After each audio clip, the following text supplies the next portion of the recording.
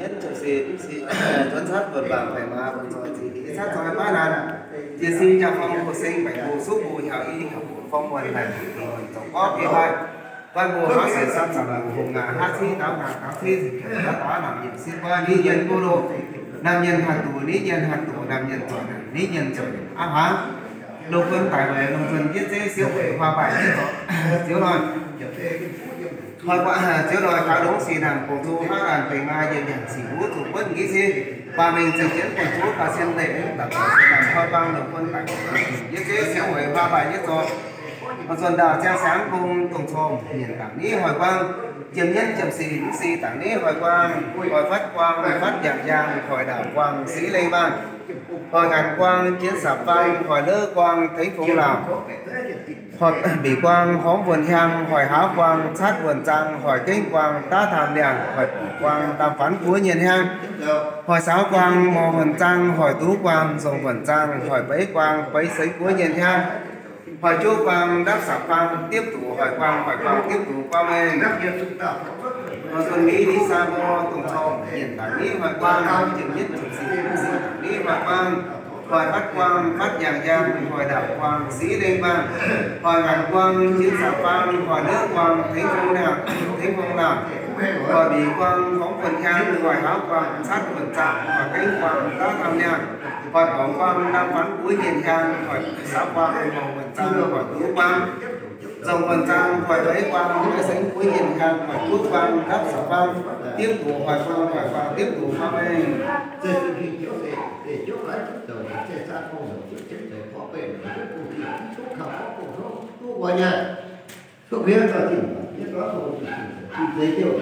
do cao độ nhất điểm sạp cũng có quả trí ngàn tiền khá luôn cao non do sinh do quái bảy sinh bảy quái cả quy đi siêu với cả bài siêu bài một phong và xa phạm xếp thiên nhiều tí đi thiên long tía mai vân tù mảnh mai tuấn cả trí hoặc ca nhìn háo cả nằm siêu đế có trong quần cả sáng sàng chúa há sai ba hoa vần hoa ba đỏ sang sàng nghỉ mai tuấn nhìn cáp sấy đủ cáp tạo sàng chúa đủ cáp hồng phú hồng lùa chiêm ngang rồi về phú mi đèn trước sẽ xá phan đi cả trí hoặc ca nhìn háo tại nằm siêu đế có trong quần mảnh đã sáng sang quần chúa há sai ba hoa vần hoa ba đỏ sang sàng nghỉ sẽ xá phan đi nhìn đủ cáp sấy đủ cáp tạo sàng chúa đủ cáp hồng phú hồng lùa chiêm ngang rồi sẽ xá phan đi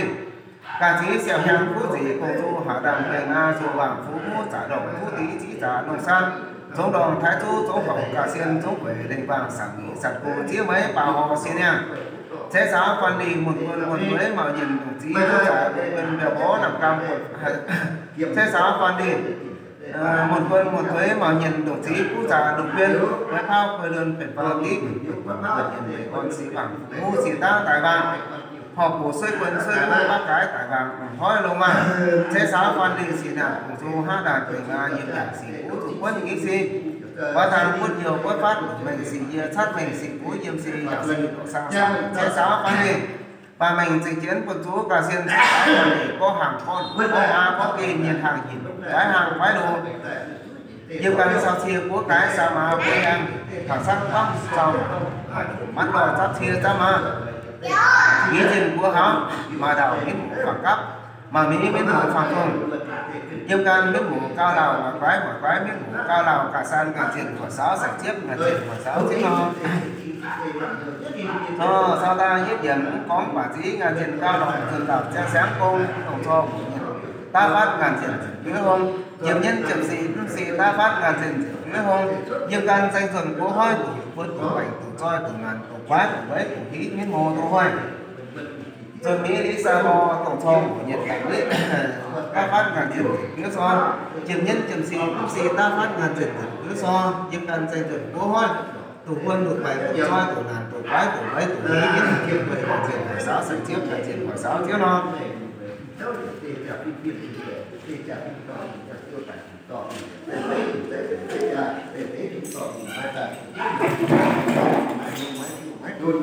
so khai đúng xin nào mà ta xem ai nhân dạng sĩ vũ thủ quân nghĩ gì về tính tập thể xin nào chấm nhất trường sĩ phải xin quan sát vườn vào bày ao vườn vào chỉ nghĩ sát rồi bắt nhập diện nhập quái bảy dừng bảy quái với siết với đại siết bài đông phong và phong hồng sa phong xếp thiên nhiều đình thiên long thế khám phá được quân bản rồi đồng trần thế thế số hoa bảy nhất cho cái như đến tiền điều đại có thể tiếng rồi phải thành số sáng trong chờ thì luôn điểm nhất thì thế này thì là phải thành phải dưới xếp dưới cả bài xếp ăn quân bằng phải là quân cho chi phí cho chỉ là có một phải kiểu số quân học đi học quân phong quân là đồ đi còn không có thì phải là họ sẽ sẵn sàng hát chi tao mà hát chi cái chuẩn tao tao ra đi quân bù làm siêu qua đi nhiệt đi nhân làm luôn đi nhân làm trong khi trong ấy phải trình bày nói của con phòng con phải chết tiền nhiều tí đi lông tí á chi biết bản sách sinh được quân bản tội lục trần biết chết xíu hòa bài biết rõ sang bản sách sáng biết có điện tiền nhiều đẹp có lòng hồng nhiều lục sang có xí có cháo có sẵn có nhiều phát này sẵn có điện tiền nhiều đẹp có lòng hồng nhiều lục giao lý của thầy làm sách sáng là hết tiền nhạc gì cũng có bằng sách sáng này gì xin làm trước rồi sách sáng này để số không nhiều cái rồi thế nha buồn bực mà tôi cho chi nghĩ sắp rồi hai bộ chỉ xin nhà phòng tôi sẽ số bộ nào đi trong lần này để có kỳ mai ban bộ hát để sắp sẵn để mà hát cáo hàng cáo sư danh chuẩn các cáo hai tiền thế mà cái đi tôi bù cái đi tôi bù số ba đi nhiệm vụ đi nhân cơ năm nhân bảy đi nhân bảy nhân bảy tại cưới siêu cưới cả thế phong nhất là học sẽ tìm hiểu ý trên đông kia nhất là làm sẽ đầu quân bản nhiều cái chế siêu và bản chế to sau bản xây sáng biết có điện thiên bình để có sản có sản nhất sản gì có điện ba nghỉ sản sĩ có điện thiên nhiều nhà điện ba nghỉ sản có đó còn nhiều luôn giống như xây sáng thời hiện nhiều nhà thì cũng ra có bằng thì có một cái xây sáng là sao mà rồi xây sáng là sao thì siêu luôn bây giờ thì nhà cái thì nhất trực xin là mấy thì nói buôn bằng cái má cho chi nghĩ rất là chỉ xin nhà phòng của là ban đầu họ sẽ trong tập vụ của nhà nó là nó khi nó phân tích kiểu bản là tiền siêu qua đi là đi quân bộ nhà đi quân bộ và cái siêu đồng kia biết bạn làm cái sáng đâu quân bạn được biết siêu hoa bài sáng bạc thế sáng cái có đến tiền nhiều làm có loại nhiều đồ sao có cà phê có sản phẩm có đám có sản xuất thì có chỉ có điện tiền nhiều làm điện bát mình sản xuất có lòng cộng nhiều giáo viên thì mình sẽ có sẽ sáng là đâu sẽ sáng và sau mình đã biến chết rồi chết rồi nhân báo chết sáng nhân báo sẽ sáng nhân báo sẽ sáng nhân báo số sáng là phát sinh sẽ bảo tài phát sinh là nó thực tế thì ta kinh nghiệm mình bài đó kể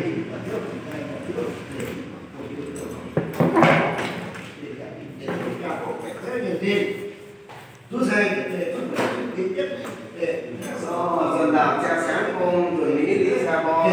công cho bổ nhiệm thảo lý sáng đúng thảo chỉ nhiên thôi sẽ như gì công sáng đúng thảo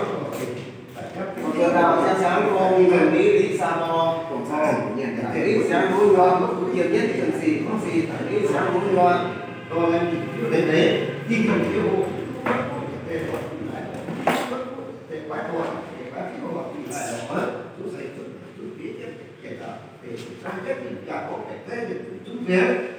thì để phản quốc có gì có với vậy thì làm được triển miên xì cái mô tố vũ tuấn sông hàng thôi cô đàn sàng đồ nai triển miên xì cái mô tố vũ tuấn sông quần vàng vẹn má sát thôi ba cái xì xì nhà phong của sinh bạch vũ số vũ sàn đồ ra đến với rồi nhân gì cái mô tô vũ giữa sông nhà y nhà bộ còn vai đôi nhà sinh ra quái để sinh với quái tại người siêu tuổi đồng con phong phong xa học sinh thiên yêu tiếng kỳ thiên đông tí á sàn hồ ra đề ta hỏi đạo bằng về lá sát thoại ba nắn chia si trả phong của sinh bạch vũ số vũ nhà sinh ra quái bảy chính bảy quái tại thuế siêu thuế tại bài siêu quái để có văn long vùng xa pháp duyên ni kiên thì giao kiên cháu văn hồi chỉ vì cả chí xẻo cả chí hồ cá nhiên hao cả nam bất đi cùng quân bay của đạo sáng sáng với phá sát pháp ni mô đạo ni đạo đạo ba thị ni đạo đạo thiên ba bài lao ta chuyển nổi mù chi nổi ra lao ta hát nổi quái nổi mù chi nổi rồi sống pha sống vân sống bánh sống coi sống nan sống bãi sống bãi còn mang khí lý sống bằng sao hiện mặt tối pha về đào na để bằng bày ma sát thôi ba đàn yên khí giao tiên giá bằng nói gì cả khí xảo nhãn cuối cùng số đàn bày ma chủ bằng cung giả đón vô ý chí giả đồ sàm trong đông thái thu trong ngón ca sen thu về và sàm ý sàm vô thi mấy ba họ xin ni có nào ni nào có nào sân ba ý ni nào có nào sân ba làm ta rồi nói vô thi nói chân làm ta hát hỏi phải hỏi vô thi nói dòng rồi sống vẫn sống hay sống coi sống ăn sống quay sống tới hoàn toàn thì tu bằng phào nhìn mặt tối ba về đào để luôn bằng cái má sát rồi ba ăn thì gì chào phong của sinh cảnh phú số phú chào sinh cha phải về sinh bay bay khi kiến thì giao chào bằng rồi chỉ về gì nào cũng ăn bên má hiện đang sĩ ngũ thủ quân ký sĩ quá tăng cơ quan tôn sang cao mình sĩ chia sát tình sĩ ngũ khi kiến thì giao kiến giáo phần loại về kiến thì giao kiến giáo ni mô nào dân ba ni nào dân ba nào ta rồi mù chi rồi cha nào ta hát rồi quái rồi mù chi rồi rồi sống ha sống vâng sống bánh sống coi sống ăn văn khí tố bằng sao chiến nhân làm tối ba về đào lô la đề bằng bày mã cho rồi ba đàn thi yên khí giao kiên giáo còn ngoài thế đề là chi một con muôn tuổi mạo nhiên đông thi lũ cha một phần với ba với luận quần phan phi chi quân tố quần hiền bình con xía bạn cố xía ta tai bà họ cố xuôi quần xuôi cố ba cái tại bằng nói luôn bằng ni mô nào ni nào xuân ba ni nào xuân ba nào ta xuân rồi mô chi rồi sao nào ta hát rồi quái rồi mù chi rồi sống ha sống vân sống bánh sống coi sống nan hoàn lý áo bằng sao nhìn mặt ai ta về đào đồ na đề quốc chế bê ôm rồi chế bê thi cả ông chế bê cả ông đi ba duẩn thiên nhiên mặt tối ba về chồng đồ na đề chế bê nhang chế bê hoàn loài chế bê chi cả nhang chế bê cả nhang đi ba duẩn thiên nhiên mặt tối ba về đồ na đề có ghi chung xì số chung bất xì số hai số xì số bất xì số quân trung quái quần vàng bế ma sát thôi ba đàn xìa xì chào phong vừa sinh cảnh phú số phú giàu sinh giá quái bảy sinh mấy quái cả thuê siêu thuê phạm văn hình nghĩa sáng xì tồn triển nhiên bằng tối ba về trùng đồ na đề ôi giao chú xì dừa sống quân xì dừa sống cái phần đào xì dừa sống quân xì dừa sống phần đào quái vườn vàng bành ma sát thôi ba đàn diệt si trả phong mùa sinh bành vũ su giàu sinh nhá quái hoàn hoàn thị hí tố hoàng sao sản nhân mang tối ba quỷ đào có hi liên điền chú sĩ gần sống quân sĩ gần sống cái phần tiền chú sĩ gần sống quân sĩ gần sống xuân kiên quái quần vàng phải mã sát trọi ba đánh diệt si trả phong của sinh phải vũ su vũ nhà sinh nhà quái phải sinh bê quái cải thuế siêu thuế đồng phong trong phong ra làm xếp bằng bằng nghĩ giá trị tiền tiền mà nói ta về tiền đồ ra để bằng bày mã sát trọi ba đánh diệt si trả phong của sinh phải vũ su vũ nhà sinh nhà quái bày sinh bê quái cải thuế siêu thuế cải phái siêu phái đồng phong trong phong xa phán xét si gần số ni hí ni tiên hí si gần số ni hàng ni tiên hàng cái voi dần đào phẳng xuân hí cái voi dần đào phẳng xuân giàu và còn sao hú mãi mãi thiền miền mãi ta cái cổ ngào cô đàm phán của đi đào cô đàm phán của hiền hiền vừa nhìn nhang ni mô sam sinh quần nhìn ca lộ tai lộ ấm đi thảo si sát ma ni thiên hí si sát ma hành ni thiên hàng của sam cao si hàng mai ni mô sam sinh quần nhìn ca lộ tai lộ ấm đi thảo si phản tu si tam ta đạo đạo giáo dân thuần cầu nhãn quê tung tô hàng mãi mãi đủ đỗ trà thông giáo dân thuần cầu nhãn quê nằm càng nằm mãi mãi cái múa nằm giáo dân thuần cầu nhãn quê si bằng si mãi mãi có tá kinh ghi giáo dân thuần cầu nhãn quê bờ vang bờ mãi trên quân cờ giáo dân thuần cầu nhãn quê thông vang mãi cái vũ phong vũ quy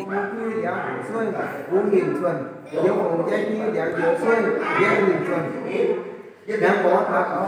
thả say văn đéo có táo má hao nghìn xuân gì chén nữa giáo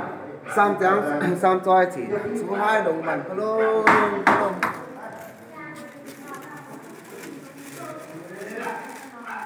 sai ngon chú sĩ dưỡng sống quân sĩ dưỡng sống thiên sĩ dưỡng sống ký sĩ dưỡng sống tôn người phanh thiết sự trái dưỡng sống bà mình trình chiến quần tú cả xiên dưỡng sống quân vàng phanh ma quân trôi chi phí sát trôi ban diệt si trả phong hồ sinh vũ sú bu nhau y học của phong quân đại lô y quân trồng có khi bài quan phụ há sĩ sang cả thủ nhà há sĩ táo ngà há sĩ tây chuẩn ta thắng ca ly quân bù theo ly quân bù làm nhân siêu qua lý nhân cô độ làm nhân hạt lý nhân hạt thủ làm nhân tòa nạn lý nhân tòa nạn gia sinh gia quái bày tinh bày quái cải thuế siêu thuế cải phải siêu phải đồng phong phạm phong hồng xa phạm xếp thiên yêu tí đi thiên đông kia thiên đông tí an sống tráng giết po liên thiên nhiều làng nghỉ po lòng tổng nhiều lũ sa po tí po u po lũ po sát po bát po chá po sang hiến sang nghỉ po nhiệt ba nghỉ sảo xí po liên thiên nhiều làng nghỉ ba nghỉ sảo xí po lòng tổng nhiều lũ sống tố san sạt san thiên lòng lòng tổng sống tố nghỉ sảo xí tổng trai nhang nghỉ bùi vùng a sống cuối lý vùng đại sống cuối vùng sạc sống cuối linh số hàng thiên lý số hàng lý số hàng dòng sống tố nhiều lòng sai phóng chí sao dòng bà mình thì kiến quần chú cả sen yên dạng sĩ vũ chủ quân ý si lấy ánh tập tỏ sĩ làm tô hí nhất có liên thiên kiều đạt có lòng tỏ nhiều đủ sao có sĩ có u có đủ có sang có bắt có biết sao nghỉ có hiện ba nghỉ học sĩ có liên thiên kiều đạt hiện ba nghỉ sản sĩ có lòng tỏ nhiều đồ chi tô nhiều đảo ba tô nhiều yên tu sĩ tô hí quân sĩ tô hí thiên sĩ tô hí tí sĩ tô hí tô người quanh thiết rồi tráng tô hí diêm giang sĩ bà mình thì kiến quần chú cả sen tô hí chiếu nói khá lúc xì nằm nhiệm dạng xì vũ chủ quân nghĩ gì bảo mình chỉnh chấn quần chúa cả sen lời ngánh tập tỏ xì nằm vai phát trên quần háo vu dòng giấy đồng kỳ ốt dạng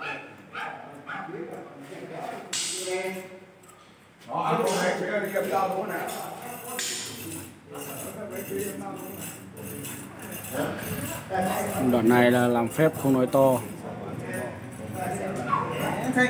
Nhà cáo vô thì như này nhà giang cáo buôn kim nhau đồng tổng như luôn dương cáo bái phát chuyên buồn nó mua rồi kia cả sàn giáo định cá sát rồi bái một tốt nghiệp sáng và xa há xì bà có rồi hay quá, giỏi quá.